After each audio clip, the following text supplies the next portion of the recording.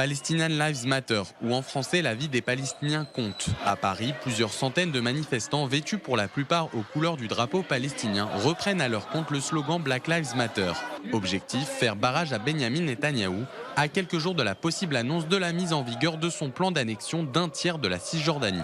Alors moi je suis libyenne, donc c'est très important pour nous parce que nous avons été victimes de la guerre. On sait très bien de quoi il s'agit, on sait ce que c'est de voir des bombardements, de voir des familles mourir, de voir des membres de notre famille en prison.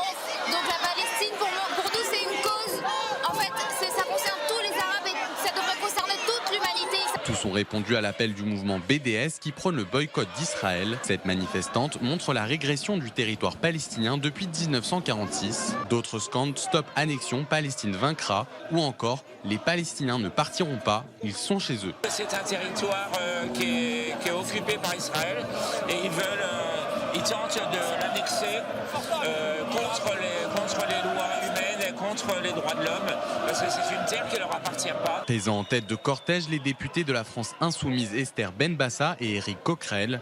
Ce dernier appelle le gouvernement français à hausser le ton en matière de sanctions à l'égard de l'État hébreu. Il faut prendre des mesures. Moi, j'ai tendance à penser, personnellement, je sais que c'est contesté, mais le boycott des produits israéliens des colonies est à mon avis quelque chose qu'il faut tenir. Ou alors on envoie des tanks, je ne pense pas que ça soit la solution alternative. Mais donc il faut faire quelque chose qui, économiquement, prenne Israël de manière sérieuse. La France, par la voix de son ministre des Affaires étrangères, a récemment mis en garde Israël contre toute tentative d'annexion.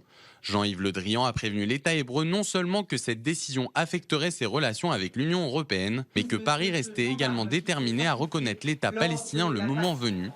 Une demande relayée haut et fort dans les rangs du cortège parisien.